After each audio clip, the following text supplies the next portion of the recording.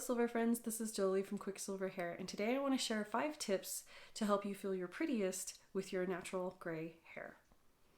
I know for many of us, when we decided to embrace our natural silver hair, that it was of concern. Would we look older? Would we look washed out? Would we still feel pretty? Would our skin tone and our hair match? There's all these questions that get wrapped up in our self-identity and what we will look like, of course, when we embrace our silver hair. As I went through this journey, I learned a few things and I thought I would share those with you today. So let's get started. First, I want to say you don't owe pretty to anyone but yourself. This is about how you feel your best, and the rest of it doesn't matter. So take all of this in as ways to make you feel good about yourself, and when you look in the mirror and you say to yourself, I feel good today, that's the point here, okay? My first tip is evaluate your hairstyle. First, look at it. Is the length the way you like it? Do you like your curl pattern? Do you like it straight? Do you like it really curly? Do you like it wavy? Do you like it short, medium, long? Take a look. And is that style making you feel your best? If you feel drab, or you feel like it's weighing you down, or it just doesn't feel right anymore, maybe it's time to reevaluate your hairstyle.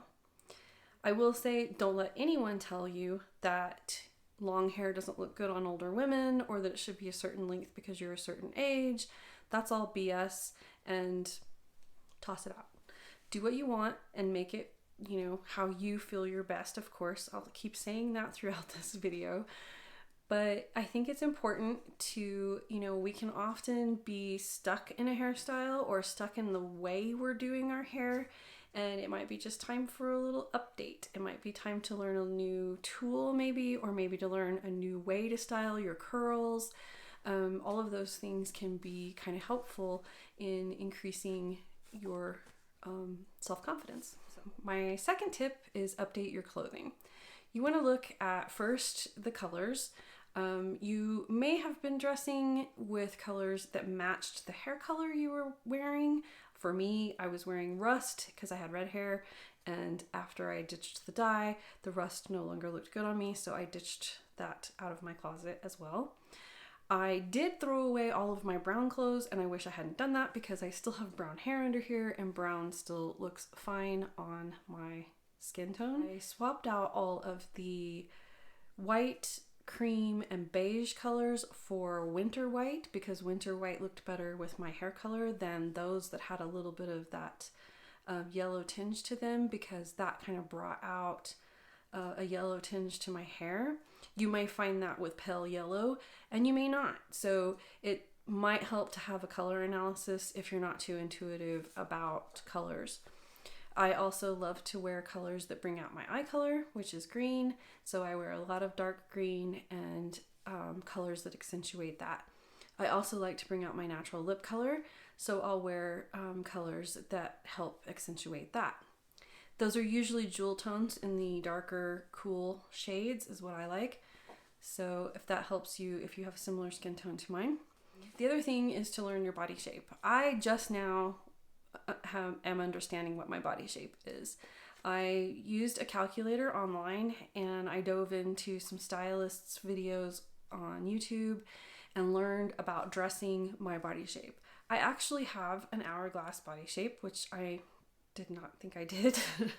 And it's helped me to understand, placing the volume of clothing in the right places to accentuate the right parts of my body, and to help me understand what helps cover up the parts that I don't really want the world to see.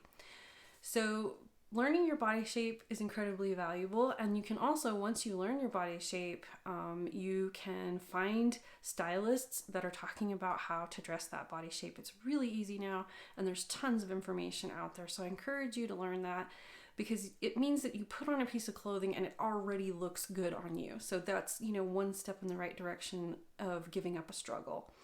And if you have clothes that don't match your body shape, you can learn either how to adjust them to match your body shape or pass them to a friend. The next clothing tip I have is patterns and solids. You want to, pick your patterns, one for your body shape, and make sure that when you put that pattern on, it makes you feel good. I tend to put patterns on and I feel older instantly, and I don't like that feeling. So there's certain patterns that I shy away from, especially big, bold things. I don't know why, but when I put them on, I just don't feel like myself, and it does make me feel older. So I don't tend to buy certain patterns. And like I said, I like solid colors. I like natural fabrics. That's something that I've always really liked. And anytime I've ever taken a style quiz, it always comes back with that I am a jeans and t-shirt kind of gal. So what I have learned there is embrace what kind of person you are and accentuate that. Have fun with it, and it will make you feel better about yourself. Tip number 3 is makeup. You may need to adjust your makeup a little bit to the brighter side with Silverhair so you don't feel washed out. You might need a slightly darker foundation. I found that I needed just a tad darker foundation than I had been wearing. 1, because I have rosacea and it needs a little bit more coverage. And 2, because when I was wearing the same old fair color that I used to wear, it did make me look a little washed out. So I picked the next shade up for my skin tone, and it actually worked out really well, and I was very pleased to find that was very helpful. You might find that a great lipstick in the perfect shade of like a magenta or a pink or a red will do wonders for how you feel. I have never really been a lipstick person, but I have found that since I went gray, I really do like wearing lipstick. I like having a color on that really accentuates my lips, and I've learned to embrace something new with makeup that I never had. I also started following Nicole Johnson on YouTube. She is a fellow Silver Sister.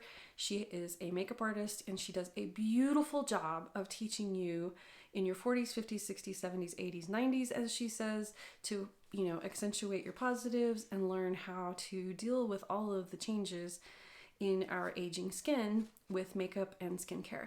She's really great. I encourage you to follow her. I'll leave a link to her channel in the description box below. Number 4, self-care. So I feel like when you take care of yourself, you feel good. If you're not taking care of yourself and you're run down and you're stressed and you're busy and you're running all the time and you're not getting enough sleep, those things can, eventually weigh on how you actually feel about yourself. If you're stressed all the time, if you're depressed, those are things that you want to take time to help yourself with.